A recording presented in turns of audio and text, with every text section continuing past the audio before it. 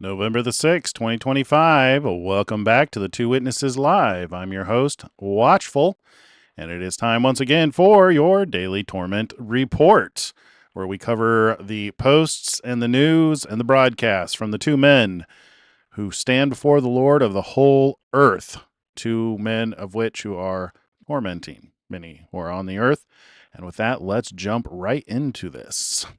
Probably going to be a pretty short day on posts. Donald Trump he didn't post a whole lot last time I checked. Granted, it has been a while, but he did a press conference on Trump RX getting additional drugs, getting the cost of additional drugs down in price. There was a little bit of drama in regards to that conference.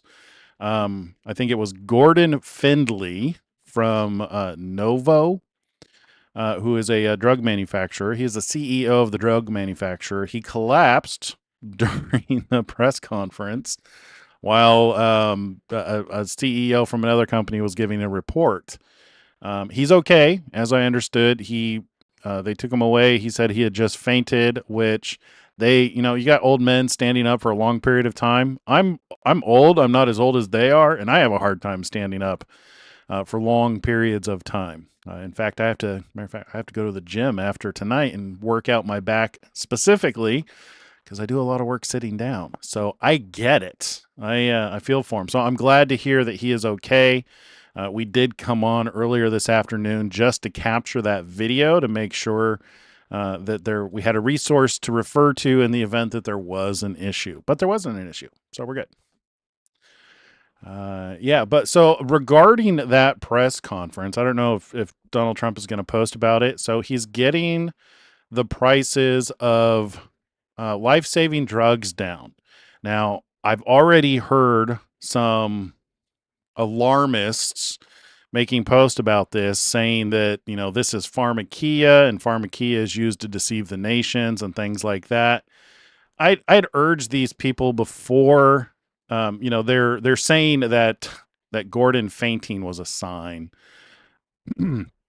God must have he must have had me research this prior to today's press conference just so that I was aware that people were going to do this. I don't know. It just seems like the timing is very interesting. I had literally last night been studying Ozempic, which is one of the drugs that they're talking about reducing the price on. In America, Ozempic was only available for the elite, basically, a small subsection of wealthy people in New York. And to other people who needed it for life-saving emergencies. And even then, it was still difficult to get a hold of. But the price was ridiculous, where in other countries, it was like $10. So one of the things, and the CEO had actually talked about why that was, is it's not that the company didn't want to reduce the price and give favorable pricing and make it a fair cost. One of the challenges that they have is government, regulatory committees. Surprise, surprise. He said that they were not able to get through the different barriers in order to sell it at a cost that was fair and reasonable, which is it seems to be a remnant of the Obama policies and the Obamacare policies, which are wreaking havoc on the prices of these medicines. Now, people who are talking about this as that it's just a weight loss drug. The thing about Ozempic is it's not just a weight loss drug, and as I understand it, that wasn't the original intention of it. And in fact, it's used in cancer treatments because it causes the body to restrict the lower end of the stomach to slow down processing food. And what it does is it allows your body to actually spend more time processing food, which is important with people whose bodies aren't working correct. So take it with a grain of salt when people are raising the alarm bell saying that this was a sign of God, saying that Ozempic is an evil drug. I think they're speaking presumptuously. It seems to be a good thing that this is going to be available to more people. I personally know people who will benefit from it. And it's nice to see that Trump is working on these prices, because I have a lot of friends and family who depend on pharmacia in order to live. Like, they would legit not be alive today if they didn't have access to their medicine. And I'm sure you probably know people too. So you have to be very careful when you're putting down the pharmaceutical industry, because regardless of the cause, the problems, this is where we find ourselves today. And like it or not, what Trump is doing is a relief for people who are struggling to actually pay for these things. Granted, and RFK made a point of this. He said this is not a silver bullet, and it's not the most ideal solution for some people, but it is life-saving to those who need it to be life-saving. So just bear that in mind. Anyway, let's move on. I don't know if we're going to talk about this. I don't know if Donald's going to talk about that. I just wanted to give you an update on that press conference and what they were talking about. Oh, and then Elon Musk did his shareholders meeting today. So that was interesting. He made some comments, and I'm sure people are probably going to start freaking out about and clipping. Mainly that that you can't trust government, and we will probably get to a point where we have to implement AI in order to be fair, which he's doing it with Grokpedia, so I get it. But I know that people are going to be freaking out that that's the beast. Well, we'll see. All right, what do we got here? So this is from the anniversary. Did we watch this? I'm pretty sure we watched this several times. This was 11 hours ago. I think we read this, though. This has got to be a repost. 2025 Thanksgiving dinner under Trump is 25% lower than 2024 Thanksgiving dinner under Biden. According to Walmart, my costs are lower than the Democrats on everything, especially oil and gas. So the Democrats' affordability issue is dead. Stop lying. I love it. The Democrats will terminate the filibuster in the first hour if and when they assume control or power. Republicans have what the Democrats want. We should do it now and have the greatest 3 years in history. That's how to be a good leader. Be annoying. If he was the Hitler that people made him out to be, he would just forcefully do and take what he wants. I mean, Lord knows he's got people who would probably, follow him for a period of time, but he doesn't do that. I mean, today when Gordon had passed out, Trump was one of the first people up there trying to help him. It's ridiculous the way the thoughts that people have in their mind that cause them to think evil about people. Satan is a bastard. This is another endorsement. Is there still voting happening? Joe Lombardo is the strong and very popular governor of Nevada. A very special place to me in that we had a big presidential election win just 1 year ago. As the former sheriff of Clark County and brave U.S. Army veteran, Joe strongly supports our credible law enforcement, military, and veterans. I guess they're still voting in some places. All right, what is this? Oh, this is Bibi. We'll go read this one. I just had a great call between Prime Minister Benjamin Netanyahu of Israel and President Kasim Jomart Tokayev of Kazakhstan. Oh, Kazakhstan is the first country of my second term to join the Abraham Accords. Really? The first of many. This is a major step in building bridges across the world. Today, more nations are lining up to embrace peace and prosperity through my Abraham Accords. We will soon announce a signing ceremony to make it official, and there are many more countries trying to join this club of strength. So much more to come in uniting countries for stability and growth. Real progress, real results. Blessed are the peacemakers. Aww. I love it when he does that. Yep. All right, what is this? My fellow Americans, our movement is far from over. Let's watch it. My fellow Americans, our movement is far from over. In fact, our fight has only just begun. We are one movement, one people, one family, and one glorious nation under God. So with American pride swelling in our hearts and American courage stirring in our souls, I say these words to you tonight. We will make America great again.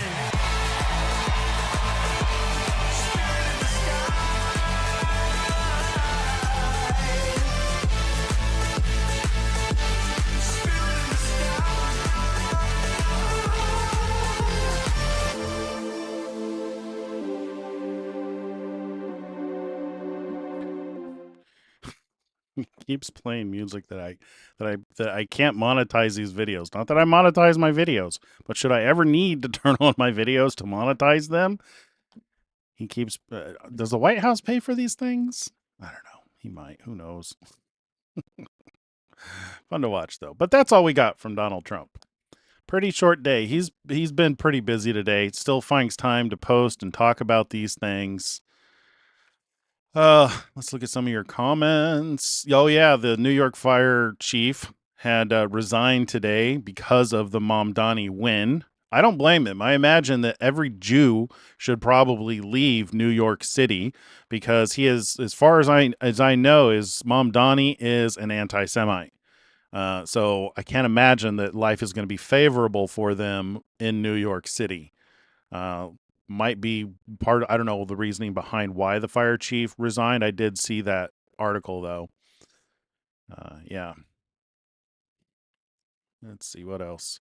Are you saying Trump is one of the two witnesses? Then they would have fire coming from their mouth. I am. So I need to do a primer every time somebody asks this. This is why the channel is called Two Witnesses Live. I think we would all agree that we're in the end times. I'll give you guys a break on repeating all of this stuff. I've got a video pinned to this channel that goes through and shows the data for where I believe we are in the timeline. Go watch that video. But yes, I do believe that Donald Trump and quite possibly, it's almost beyond doubt at this point that Elon Musk. So Donald Trump and Elon Musk are very likely the two witnesses. Now, I understand that is a shocking statement for newcomers. I don't say it lightly. I used to say it as a joke, but God obviously has a sense of humor because it's getting to the point to where it's highly likely. Now, case in point, proof number one is this channel was established to echo what the two witnesses say for 1,260 days. So if we can find people who speak the truth and prophesy for 1,260 days, we should have content for 3.5 years. And that has proven true with Donald Trump and Elon Musk. Both of them are constantly in the public eye, and they post every single day without fail so far.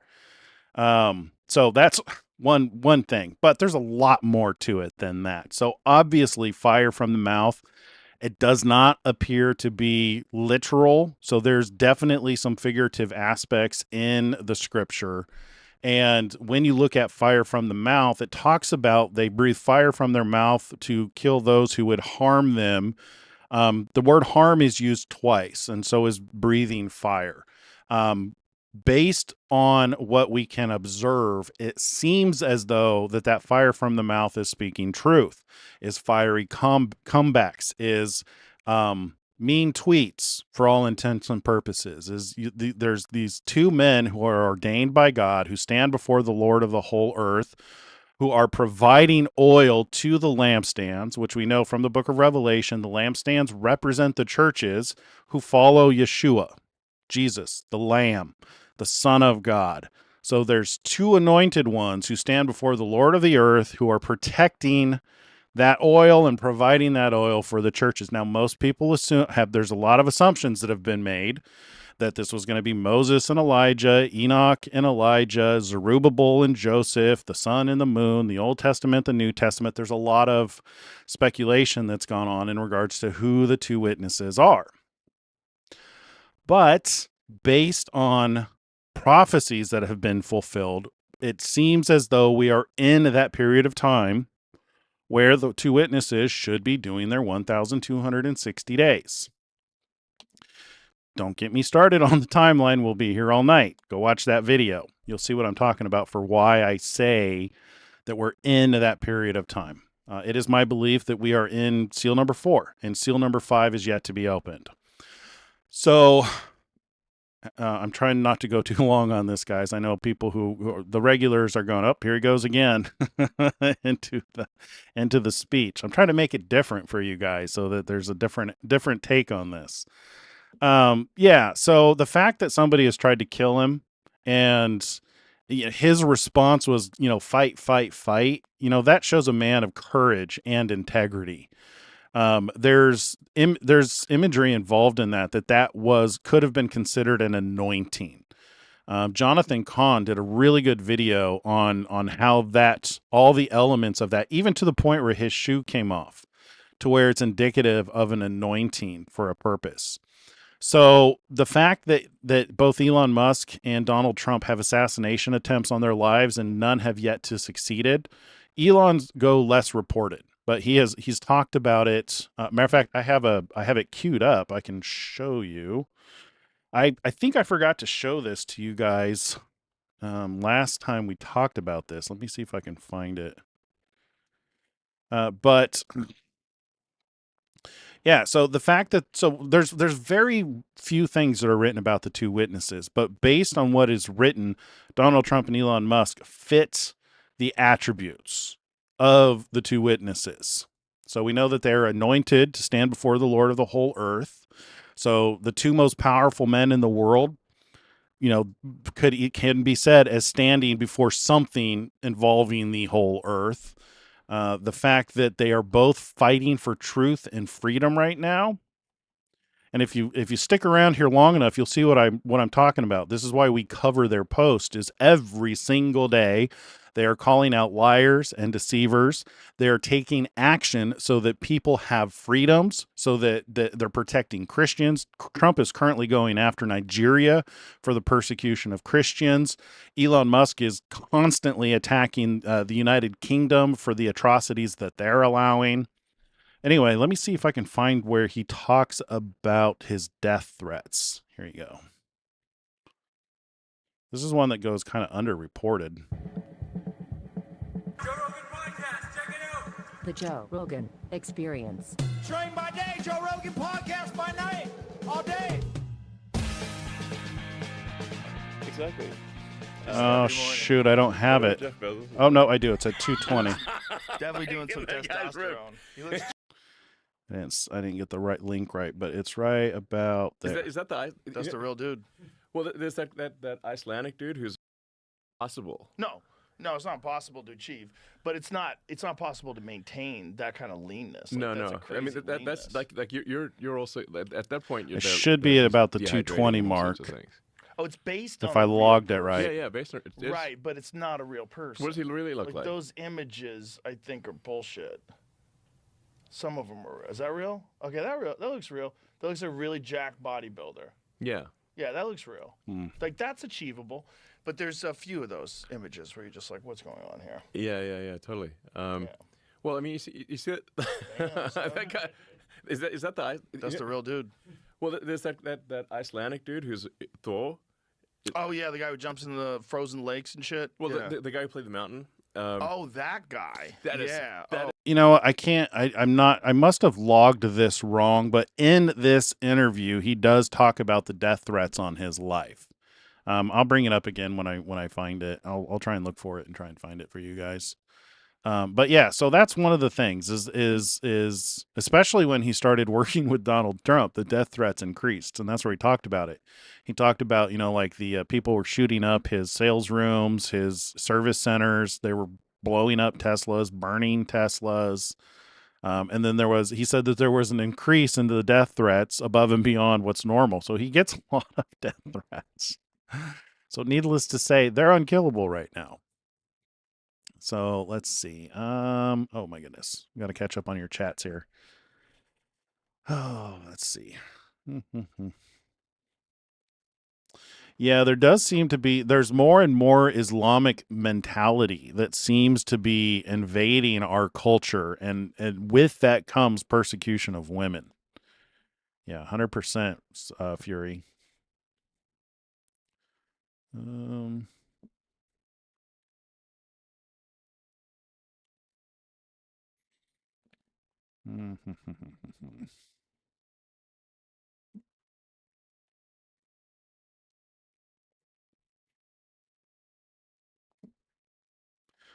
just reading through your comments to see if there's anything that you guys want me to respond to before we move on to Elon. Yeah, there's nothing to really indicate that they have to be in Jerusalem. Not for the whole 1,260 days, and not even really when they die. So what that's probably referring to is when the beast from the bottomless pit comes up and finally prevails over them and kills them. It says they lie in the streets for 3.5 days, where Yeshua was killed, something along those lines, which there's not a lot of clarity on what that means. It's not specific about Jerusalem. I mean, yes, Jesus died in Jerusalem, but you could also take it to mean a capital. Matter of fact, we can get the wording on that, because it talks about Egypt and Sodom and the place. Yeah, so it combines these multiple things together: Egypt, Sodom, and the place where Jesus was crucified. And the way that I kind of take that, just for lack of any other good explanation, is yeah, it could be Jerusalem, but it could also just be referring to a capital in general. So it could mean that they're killed in a capital, right? Sodom and Egypt, because that's you can see how Sodom and Egypt relate to capital, because Sodom was the city of unrestrained lusts, and Egypt was a political powerhouse, right? And there's a lot about um, the many gods that they worshipped in Egypt, which can be said is true about governments, especially our government. So I take that to mean capital, not necessarily Jerusalem. But it's just it's anybody's guess until two people die in the streets and they're left unburied for 3.5 days. Once that happens, we'll know for sure, what was meant. And that seems to be the case with all of these prophetic fulfillments right now, is a lot of it is in hindsight. A lot of it is we don't know what it means until it actually happens. Let's see. I'm guilty.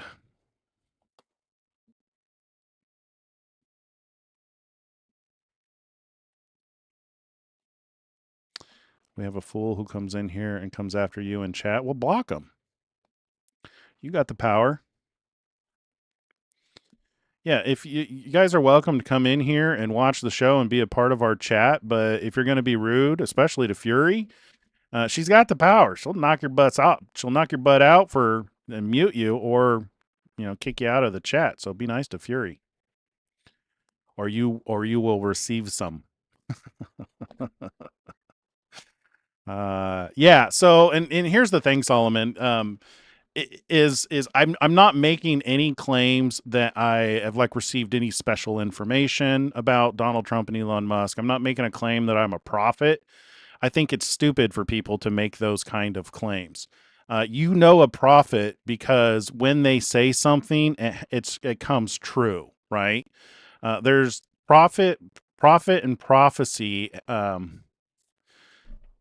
The what most people have been taught about prophets is, depending on your experience, right? Depending on where you go to church, depending on the materials that you read. But biblically, the prophets in the Bible are not, you rarely see them properly depicted in your modern day church, because there's a lot of people who go on stage claiming to be prophets, and they do it as a means to get the approval or signatory or get the respect.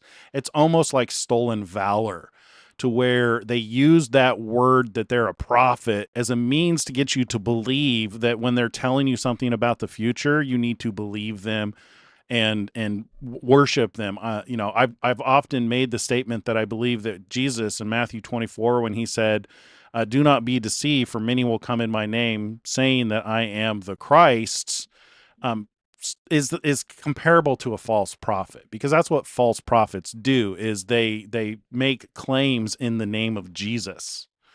Christ just means anointed. So when he says, "Beware, many will come in my name, claiming or saying that I am the Christ," I used to read that to think that people were going to come saying that they were the Messiah. But upon closer inspection, it seems like it could actually refer to false prophets too. These men of stolen spiritual valor, if you will, to where they use the name of God as a signatory on what they're saying. We just saw this really big with a guy, last name of Malakala, who he was saying that God was telling him that the rapture was going to happen in September. And then they did like a 12-hour watch party for the rapture because he was so sure that he heard this message from God. And then when nobody was raptured, he changed his tune saying, "Oh, we got the date wrong on the calendar because we were looking at the Gregorian calendar, not God's calendar. So they moved it to October. And now we're in October. They're just going to keep pushing the date." Those are false prophets, right? Anyway, so I don't make those claims. I don't want that responsibility for me to say something and then it not come true. I'm smarter than that. A prophet because they will say something and it will come true. Also, they will speak the truth, and that's the thing that really goes missed about prophets. That when you look at men in the Bible, they said stuff and it happened. They said stuff. They told you the way it was, right? They said, if you don't do this, this will happen. They speak the truth, and that's prophecy. It has two sides to it. It's called foretelling and forthtelling. Foretelling is just speaking forth, speaking the truth. And then forthtelling is speaking about the future, right? Sometimes this comes in the form of special information.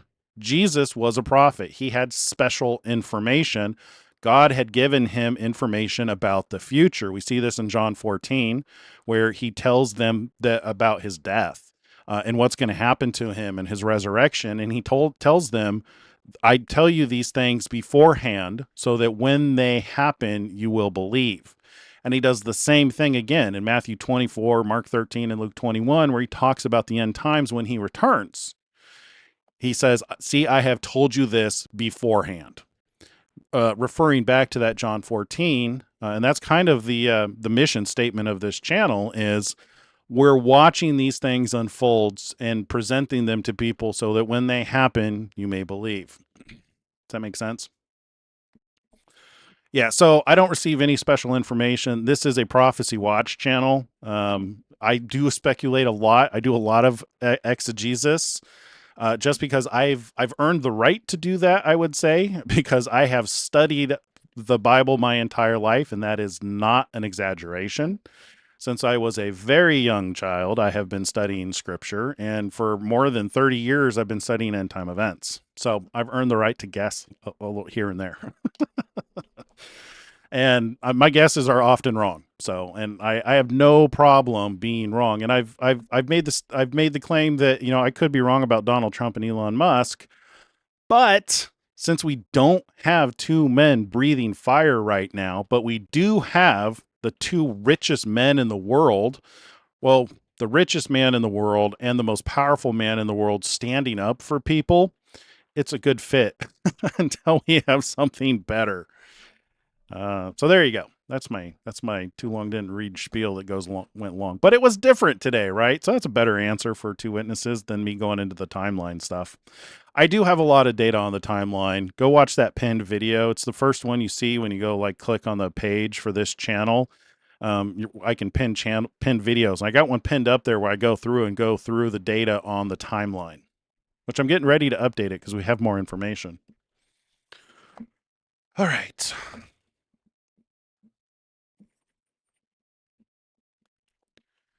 All right. Seems like you guys are having some good conversation. Prophets will tell you the truth and you will not believe. Yeah. Usually prophets are the ones saying crazy things. because prophets speak typically. It's funny because when you study like the prophets in the Old Testament, um, people had violent reactions to the things that they were saying. Just look at Moses. Like God had told him, he had given him special information about saving the children of Israel. And every time he went back to Pharaoh and told him, the way things are and what was going to happen, there were violent responses, hence the plagues. Same thing with Elijah. Same thing with Jonah. When Jonah refused to, speak to Nineveh, what God had given him, he got swallowed by a fish. He woke up and goes, "Oh, maybe I should go say what the Lord told me to say." Um, yeah, Elijah would do the drive-by truth, where he'd say truth and run. And even men of God. So one of my favorite things that people do about Donald Trump is there's just like they want to point out all of his flaws of why he can't be a prophet. Have you ever studied? Have you ever looked at the men in the Bible who are called prophets? Moses killed a man outright. Killed somebody who was whipping some Hebrew slaves. And then he ran and hid in the wilderness for 40 years as a result of that. David did the same thing. King David. The interesting thing about King David is we use it as an example to, so you got to be careful when you present these things because you don't want to paint these men of God as though they're evil, because there's actually, in most cases, there was legitimate justification. Let me explain. So Moses was defending people, right? So the commandments are thou shalt not murder. It's not necessarily kill, right? Because if somebody is killed in defense of another person, it could be justified. So I say that Moses killed a man as a means to point out that, we all have a past, we all have a history, nobody's perfect. So people like to point out the flaws and the things that people done in a way to frame them as evil and why they can't be, God's man. We have to remember that God looks on the heart, right? People look on the outside, God looks on the heart. But even in the case of David, like, you could say that he had a woman's wife. He took a man's wife, got her pregnant, and then got the man killed. He was definitely wrong to do that, but technically he was legally allowed to do it. One of the things I do is I like to listen to rabbis teach, and I learned this, that kings, anytime they would send men to war, the men were required to write a bill of divorce. So this was a cultural thing. They were required to write a bill of divorce so that in the event that they were killed in battle, their women were legally divorced from their husbands. And this very likely was the case in light of Uriah and Bathsheba, who, if you remember, David saw Bathsheba on the porch, did some terrible things, which he had the right to do. As during that time in that culture, the king had certain rights, but technically, because Uriah had left, he had left a bill of divorce. That's why things went down the way they did. But God did not take too lightly to that situation. But anyway, you can take things from people's pasts and frame them in a way to make others hate them. Religion does that a lot. Religion teaches people to, you label someone according to their sin. Oh, this person's an adulterer. This person's an alcoholic. This person's a sinner. This person, it's just like, that's what Satan does. Satan likes to label you according to your sin so that people will hate you. We have to stop doing that. That's Satan. You've got to fight against that. This is why you got to love God and love your neighbor as yourself. When you love your neighbor as yourself, you're a mess up. You can love them through their mess ups too. Anyway, sorry about the rant, guys. All right, let's move on to Elon Musk. Again, it's going to be equally as short. He was busy with his shareholders meeting. Yeah. Here we go. Shouldn't have to scroll very far. I did watch the shareholders meeting today, most of it.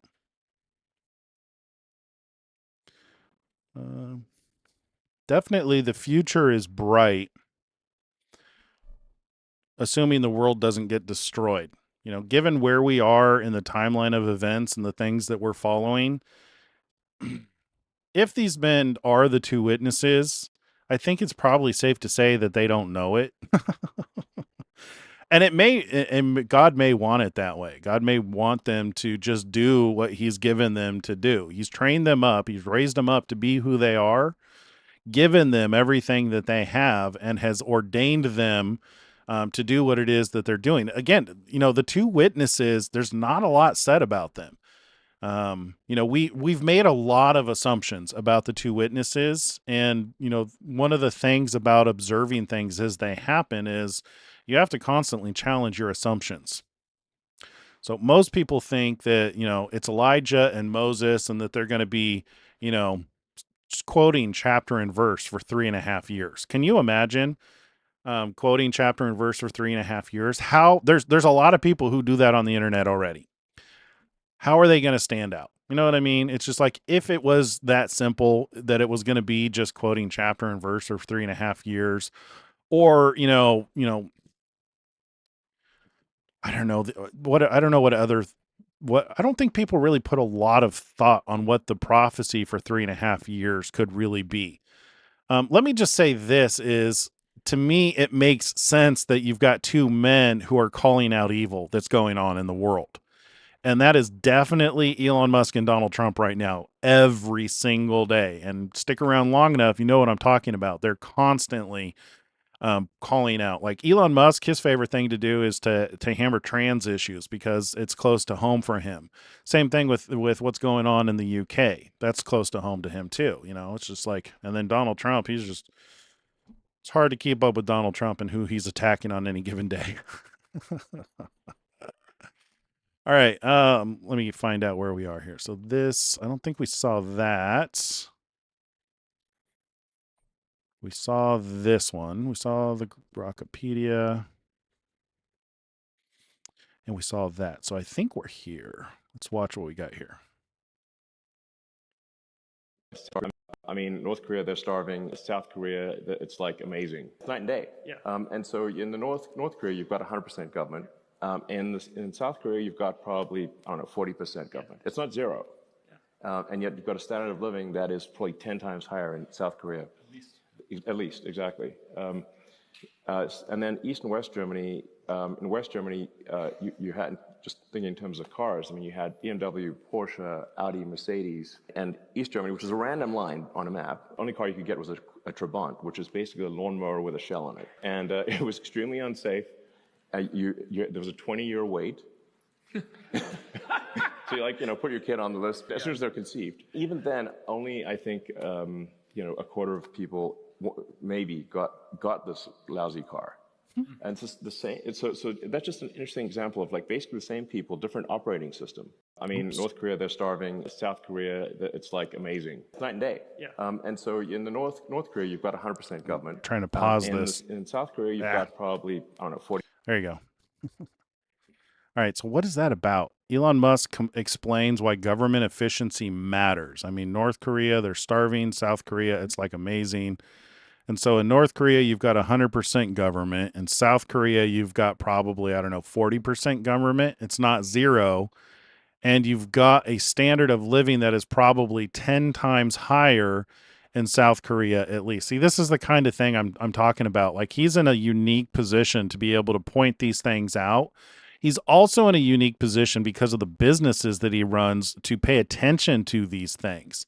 But the fact that he's constantly bringing this up, this guy is not a 100% government advocate. If anything, he's a less government advocate, which is very relevant to end times because when the Bible talks about beasts, it's usually talking about governments.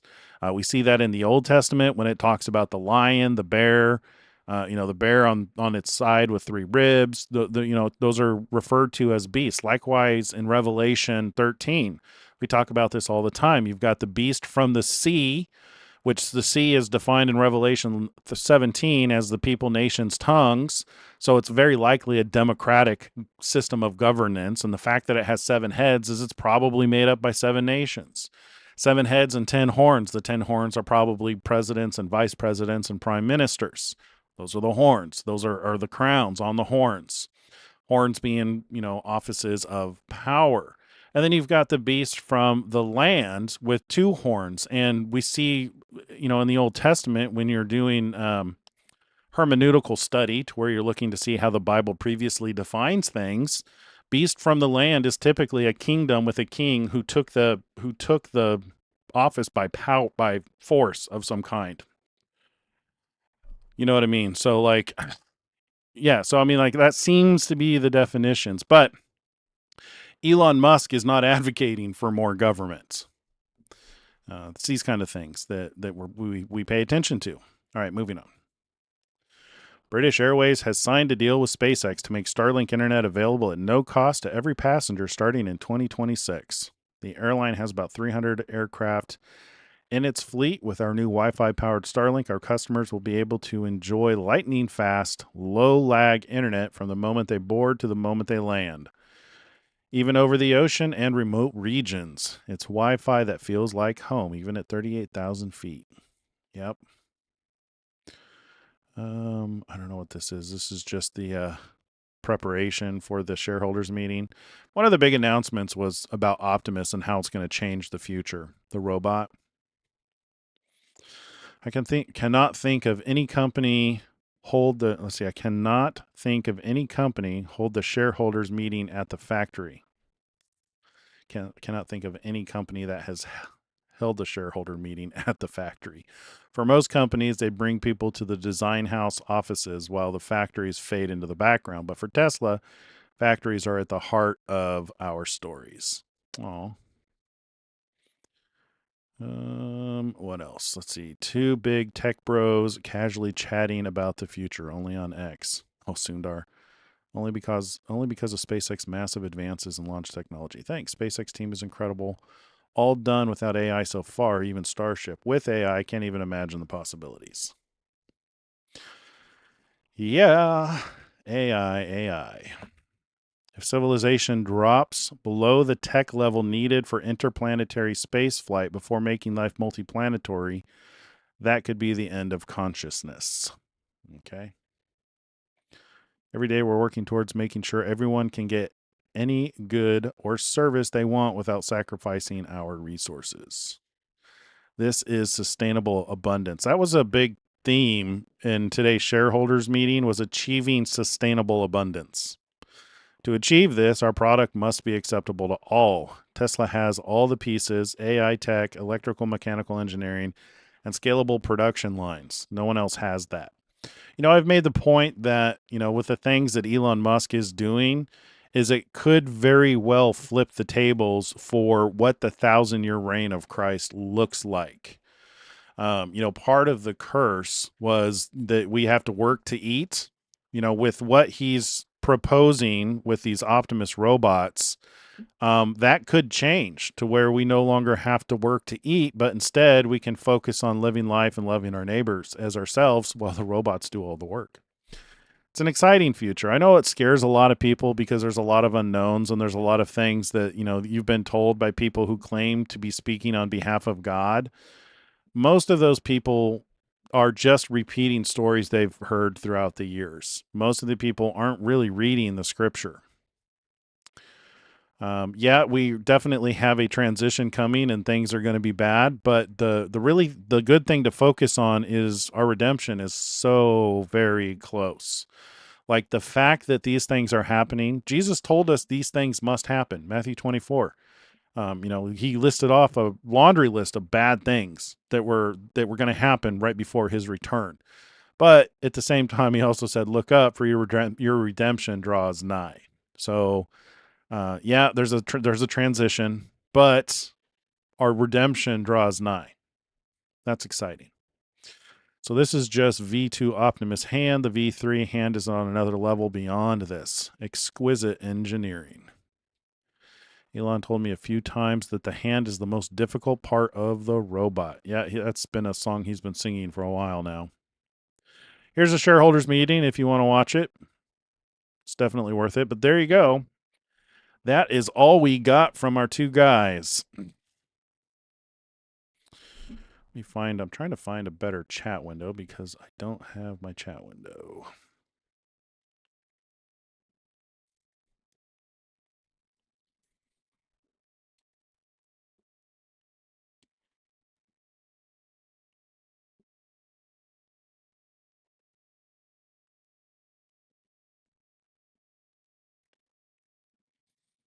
And there we go. Pop out.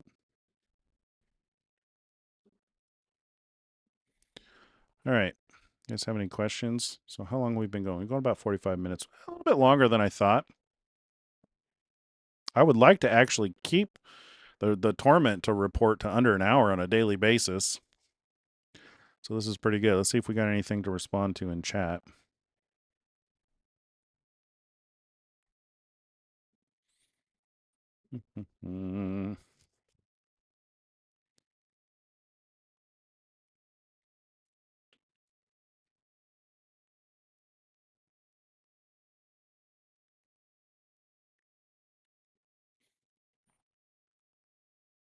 You guys have any questions, or seems like you guys might be just covering your own conversation in chat?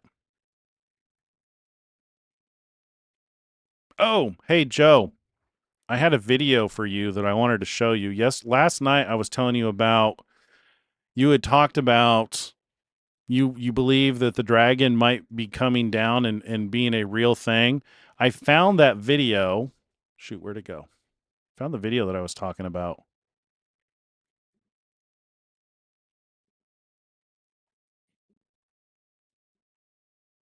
You guys might like this. So this is all about dragons in the Bible and how fire-breathing dragons could potentially be a real thing. So this is short. It's just 4 minutes. And I don't agree with everything. So this is Kent Hovind. You may have heard of him. I don't agree with everything that he says all the time, as is the case. I can't imagine anybody agrees with me with what I say all the time. It's just life. You know what it is? It's like we're all, iron sharpens iron. You know, we're all looking for how to get sharper. But this is very interesting. This is where he talks about dragons in the Bible, and this is what I was thinking about when you brought that up last night. So I think this will bless you to see this. 14, I mean. Who can open the doors of his face? His teeth are terrible round about. You know, some reference Bibles say this thing is a whale or a whirlpool. Whirlpools don't have teeth. Check it out. You'll see. His scales are his pride. Scales? Whales don't have scales. They're a mammal. They have hair. They give milk. 2,000 pounds a day. Utterly ridiculous. His scales are his pride. Shut up together as with a close seal. One is so near to another that no air can come between them. This guy's got scales you can't poke a spear through. They are joined one to another. They stick together that they cannot be sundered. By his neesings. His what? His neesings. You know, when the King James translators came across this word in the Hebrew, it's the word atish. And it means blowing air out of your nose. They got together and said, fellas, how are we going to translate this word? We don't have an English word that means blowing air out of your nose. They said, well, the only thing to do then is to make up a brand new word. It's kind of like sneezing, but it's not really sneezing. So they made up a brand new word, neesings. You're looking at it. Only place it ever appears in the Bible. Never before, never again. By his neesings, when he blows air out of his nose, a light doth shine. What? When he blows air out of his nose, a light shines. That's what it says. And his eyes are like the eyelids of the morning. Out of his mouth go burning lamps, and sparks of fire leap out. Out of his nostrils goeth smoke. Now, that's no big deal. I've seen deacons do that on the front steps of churches. As out of a seething pot or cauldron. His breath kindleth coals, and a flame goeth out of his mouth. Brother Hovind, you say, is this talking about a fire-breathing dragon? Yep, sure is. You say, come on, this is just symbolic. This is like, describing Satan. because Satan is called the dragon. It's a symbolism. Well, it's true Satan is called the dragon, but he's also called a lot of other things. He's called a serpent, and there really are serpents. It wouldn't do any good to say Satan is like a serpent if there wasn't a serpent to compare him to, would it? He's also called a roaring lion. The devil's like a roaring lion, and there really are lions. And the devil is called a dragon, and there really were dragons. You say, come on, Brother Hovind, you believe in fire-breathing dragons? Yeah. I got 4 reasons why I believe in them. Let me tell you my reasons why, and then you can tell me all the reasons you don't believe in them. I'll be glad to have a nice discussion with you about this. But reason number 1, it's pretty hard to read that passage in the Bible without coming to the conclusion that this critter could breathe fire. Wouldn't you say that's the obvious interpretation of that verse? I mean, if you gave that to 5,000 people, all of them would come up with the same idea of what it's trying to say. Wouldn't they? That's the obvious interpretation. The Bible says the critter could breathe fire. Secondly, you can't hear this? Of legends about fire-breathing dragons. Seriously? Why do so many countries have legends about fire-breathing dragons? I mean, don't you think that's kind of a coincidence? If they're just making... Do you need me to rewind that and play it again? I could have swore the meter says you guys can hear it. I wonder if it's doing that mono thing. Let me see if it's got... Nope. Let's see. Promote to global audio track. You should be able to hear it.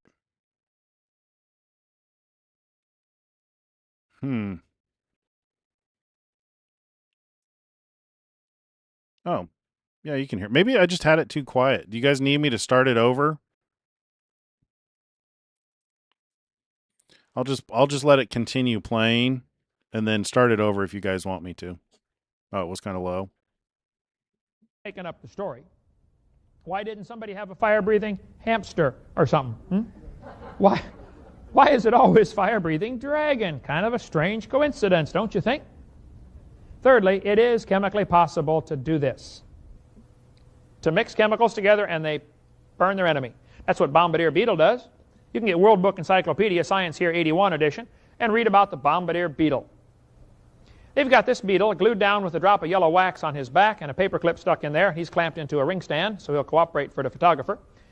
And then they reached up with the tweezers and pinched his front leg. The beetle is thinking, man, there's that ant. He's biting my leg again. Those guys never learn. This beetle has a cannon back near his hind end. He swings it around at the enemy and blasts his enemy with 212-degree chemicals. The temperature of boiling water. Yeah, Kent Hovind, he's got a lot of stuff. He's done a lot of debates. Sorry, I was moving on to something else. He's done a lot of debates. He's got some good videos on the internet, but he's one of the people. Well, I mean, in this video, he goes through and shows you in Job how even the scripture supports fire-breathing dragon. That word "neesings" is a brand new word that they had to invent because they couldn't say fire-breathing. Although they got it right in Greek, and the 2 witnesses who breathed fire. So, but yeah, I wanted to bless you, Joe, because yesterday you were talking about the dragon coming down to the earth, and it reminded me of that video from Kent Hovind. He's got a bunch of stuff on the internet worth watching. All right, do you have anything else you guys want to talk about before we go? Let's see.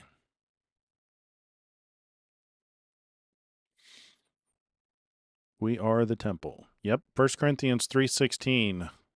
Don't you know that you are the temple of God? Yeah, I had a big aha moment with that yesterday. Not that we are the temple of God. More like when you put enough pieces of the puzzle together, when you look at the individual pieces, you don't really realize the full picture of what it is that you're putting together. But as you learn more and more things about those pieces and see them together, you start to get an idea of the full picture. And I had kind of an epiphany last night thinking about, and this was because I was watching Yasplain. He's one of our viewers. He has his own YouTube channel. He recently put out a video on. He was responding to Wes Huff, on a Trinity issue or something like that. But in that video, he had made a comment about the temple. Where was it that he pointed it out? I think it was in. I can't remember what it was that brought it up, but it was kind of, it clicked for me finally. Let me see if I can explain this in a way that it will click for you too. The key factor is, and really it seems like it's the most important thing, is that we are the temple of God. Now imagine for a minute, if you will, go all the way back to Genesis, to Adam and Eve. They were the temple of God, and the Holy Spirit dwelt within them. Sure, I mean, that makes sense, right? Because God breathed into Adam the breath of life, and Adam became a living soul. And then God, the first thing that he told Adam and Eve to do was be fruitful and multiply. Fruitful being the key word there. And then shortly after that, he told Adam to, of everything in the garden you may freely eat, except the tree of knowledge of good and evil, right? For in the day you eat thereof, thou shalt surely die. And eventually, Adam and Eve did eat from that tree, and they're dead now. So we know that really happened. But we learn more about that scenario from the book of Enoch. Enoch implies that there were 200 watchers who saw the daughters of men and wanted to produce progeny with them. So they did. 200 watchers, whoever they were, came down to earth, because it implies that they were from above, maybe angels. Maybe that's what angels are, watchers. Anyway, we learn from that they're genetically compatible with Adam and Eve, right? Because they came down. But we learn that Gadriel is the one who deceived Eve. And it is implied that he had children with her, right? And it could be that Adam and Eve are not explicitly referring to one man and one woman, but it could be referring to humanity as a whole. This is important in regards to this epiphany of the temple. You've probably heard that we are born dead in trespasses and sins. That phrase has always boggled my mind, wondering how I could have sinned before I was ever born. But it makes sense when you think of it in terms of a temple.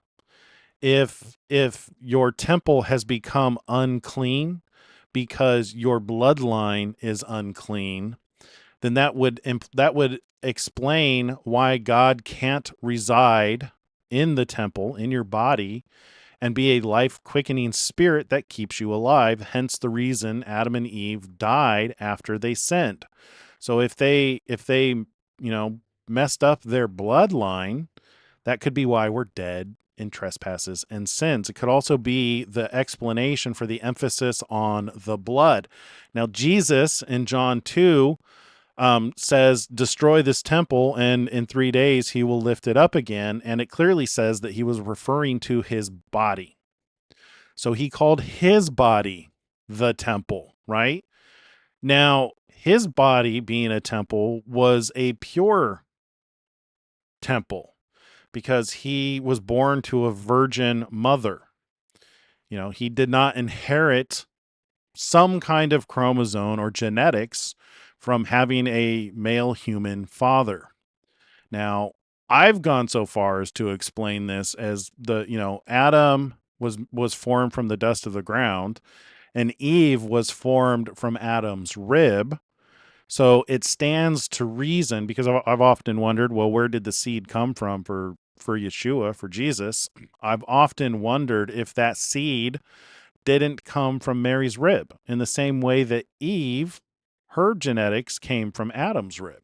So it stands to reason that perhaps God has protected the pure bloodline in the rib of women. Maybe this is why Satan hates women so much and persecutes them, because the seed of the woman has the ability to bruise the head of the serpent. Anyway, so Jesus being born without blemish, without genetic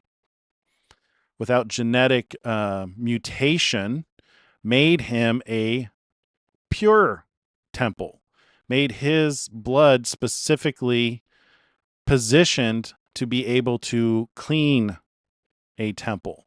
And perhaps this is the reason for the imagery and for the Passover ceremony. So when Moses led the children of Israel out of the land of Egypt during the plague of death, the way that they hid from death was to put the blood of a lamb with specific requirements on the doorposts of their home, and death saw that blood and passed over them. We do the same thing with the blood of Yeshua when we believe that God raised him from the dead. We're cleansing our temple. And perhaps that is the reason why on the day of Pentecost, after Christ had ascended, or 50 days later, because that's what Pentecost means, it means 50. So 50 days after Christ had ascended, when the disciples received the Holy Spirit, it came in like a rushing mighty wind. Could it be that the temple had been cleansed so that the Holy Spirit, so that God could dwell within the temple again? Which brings me back to that aha moment of 1 Corinthians 3:16. Don't you know that you are the temple of God? How cool is that? Does that make sense? Did I explain that well? I'm working on the explanation. I'm going to be putting that into the video that I'm working on. I'm currently working on several videos. One of them is another video for the timeline that combines everything that we've learned so far for the timeline. And then I'm also working one on the two witnesses and the Antichrist. If you've been around for any length of time, you've heard me talk about the Antichrists. All righty. Anyway, but I think Wrath, you brought it up about the temple. That reminded me of something that I've been working on. But yeah, I mean, it's just like we're the temple of God. That's a pretty big deal. I mean, that makes sense when you read Revelation 11, which John is given a reed to measure the temple. So if we're the temple, and together as a church we're building, a temple together, that makes us kind of a stone in the temple of God, so that God can dwell in the midst of us.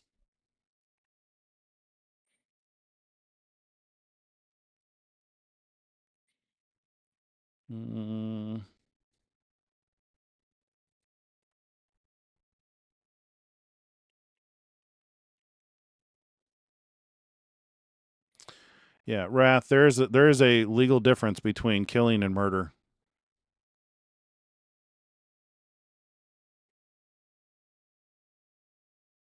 Yeah, I mean, God has outright told people to destroy entire towns.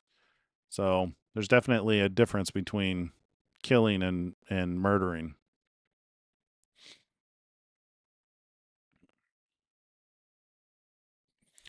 All right, you guys have anything else you guys want to talk about?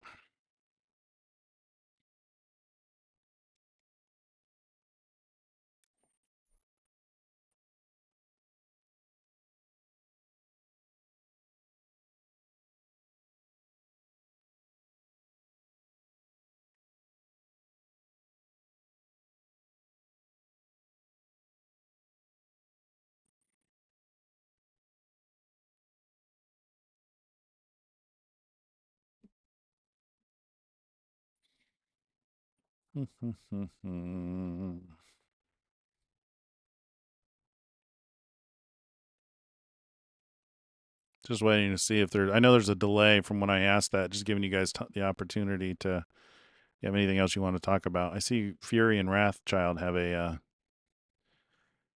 have a conversation going on here.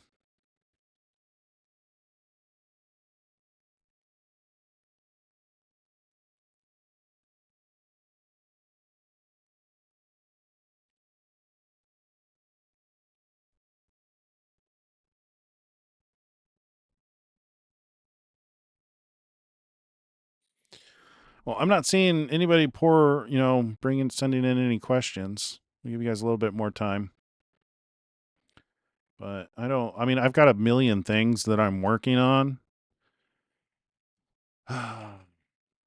There's some really, very promising AI tools that are coming out for generating clips and video. I'm sure you've seen some AI generated stuff. I figure take advantage of this stuff before people start using it to deceive. I'm hoping to make some videos that will do that will help visualize some of these things that I've talked about. I really want to visualize the timeline stuff because I think people will understand it. People tune out when you talk about the stars. If I can figure out a way to visualize that and put it into a story format, I think it will help people to receive the information and understand it enough to either affirm it or deny it. And that goes for all the categories that I'm working on right now. It's a challenge. It's always a challenge on what's that saying from Mark Twain? The hardest part about communication is knowing if it happened. Two people can be talking and having completely different conversations, right? That's one of the great challenges in life is communicating. And you may feel good that you got something off your chest, but depending on how you said it, maybe nobody received it. So one of the hardest things is communicating in a way that people will receive the information and take it to heart and consider it for reals. What's the difference between murder and killing? Biblically or legally?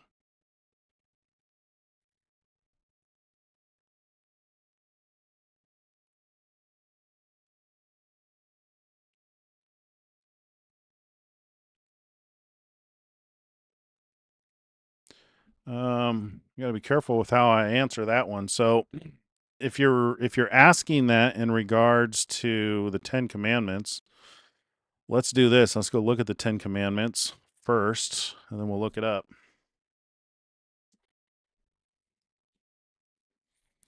And that is right down, you shall not murder. And what is that word? Let's look up that word in the Hebrew. I still don't have my interlinear set up on this computer, so I'm just going to use my Blue Bible on my phone to look it up. Excuse me. Sorry. Genesis, Exodus 20.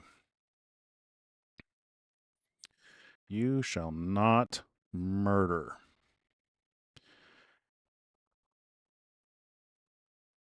Oh, it's funny. It's rasah, R-A-S-A-H. And it means to murder, to slay, to kill. Implies premeditated. Oh, and one use is accidental, or as an avenger or a slayer, to be slain, to murder, to assassinate. All right, so one of my favorite tools now is Grok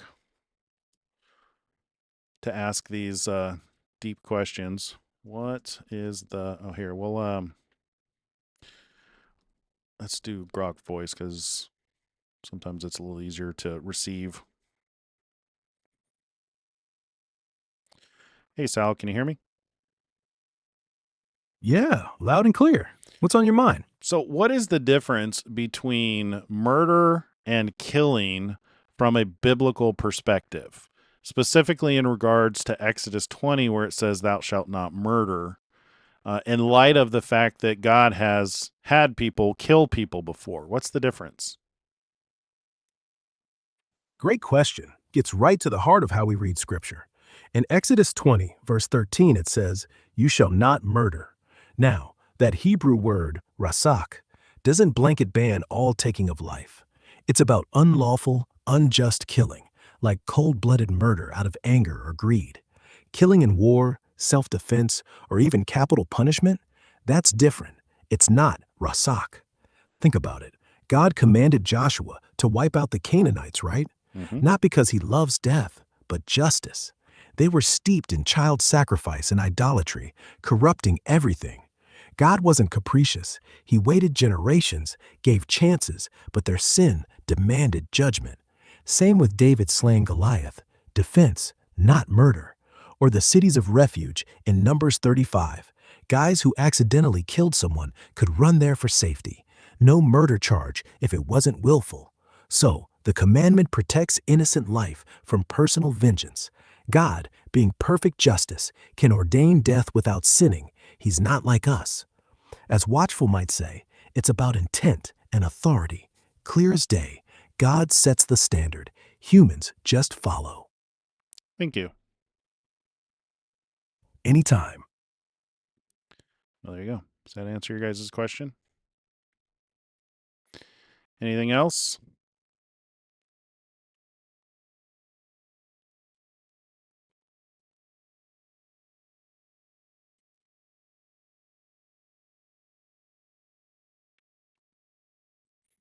Wrath.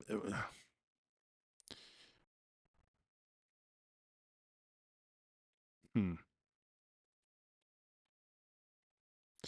I'm not really sure what to say in response to the conversation that's going on in chat right now between Fury and Wrath. I'll tell you, I'm inclined to side with Fury because Fury has uh, proven herself trustworthy in her judgment. So, if you're fighting with Fury, I'm probably going to side with Fury. Wrath, I have seen you pick fights before.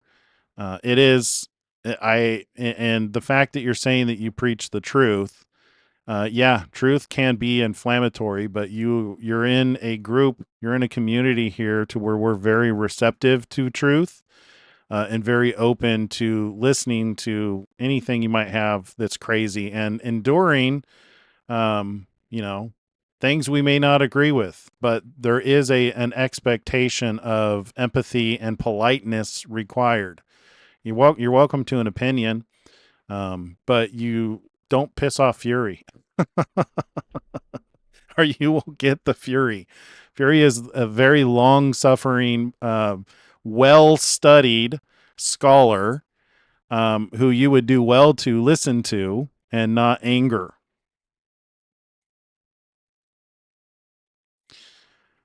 Yeah.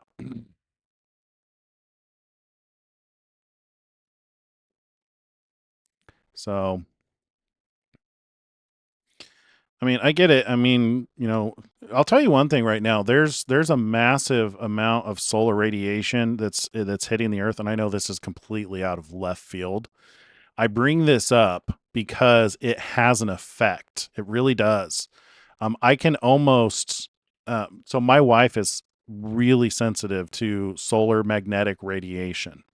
It took us it only recently in just the last couple of months have we actually been able to identify this, but it's like clockwork. As soon as they're reporting that there's a certain level of magnetic radiation, um, we can tell you when it hits the earth because she feels it, and it messes with emotions.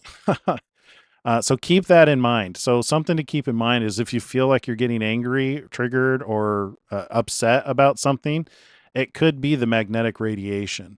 We're trying to figure out how to recognize these things and prepare for them, so that because if you know that you're going to be especially sensitive for whatever reason, maybe you don't feel good, or maybe it has different, it seems to have different effects on people. BP Earthwatch talks about this quite a lot too, to where it can make people very irritable and it can cause fights. So just something to keep in mind. Solar activity right now is really, really high, and it affects people differently. It can make people very, it just suffice it to say, so it can affect your heart. It can cause nausea, and it can have an effect on your emotional state. It can make you hypersensitive, or it can also make you hyper irritable. Hypersensitive, not, I mean, you can take that however. Anyway, my point being is it's something to consider.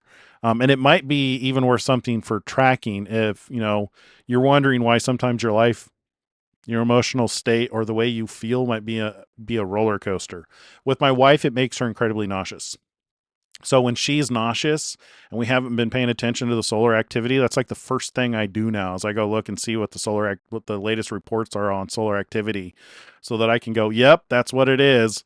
And if there's been no report of solar activity, then we're looking at like foods that she ate, because there's certain foods like olive oil she's super sensitive to.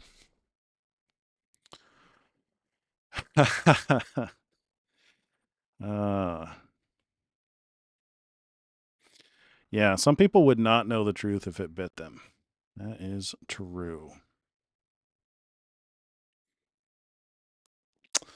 Yeah, and and the thing is that's one of the great challenges, and something I think that we may have to just accept is there are some people who are so blinded by the things that they believe that there's absolutely nothing that we as individuals can do to get through to them. There's a certain level of blindness that even God can't remove. There's a lot. I mean, like half the Bible talks about this, about that's got to be part of the reason behind some of the wicked and evil that God has instructed, for to remove. I mean, it got so bad that he flooded the entire earth and killed everybody on it except 8 people. So there's definitely a certain level of mental catastrophe that can take place that renders people beyond saving. However, I'd like to think that we're in a better state today because he promised that he would never flood the earth again. But there's definitely people that they're so convinced that you can't reach them. And I really believe that that's the reason why the two most that Jesus highlighted, the two most important commandments: love God and love your neighbor as yourself. There's empathy is built into those commandments. You've got to love God, which is somebody other than yourself. God is invisible and God cannot lie. And you have to love your neighbor as yourself. So, things that you're guilty of, if you're trying to project your problems onto your neighbor, well, you're not really loving them as yourself. You got to take care of problems in your own life before you go holding other people accountable, which is a huge deal. Projection is a big deal. Oddly enough, that's a common human characteristic to where when you're guilty of something, you're hypersensitive to recognizing that problem in somebody else, and you're more likely to call it out in them than you are to deal with it in yourself. So part of loving your neighbor as yourself is dealing with your own problems first before you go attacking other people for having the same issue that you might have. And this is actually scriptural. It talks about casting the beam out of your own eye before you go plucking the splinters out of somebody else's. So yeah, there's a lot of empathy built into loving your neighbor as yourself and loving your enemy. Jesus went out right and said, love your enemy. People who may want to kill you, like they killed him. People who may want to sue you and take things from you.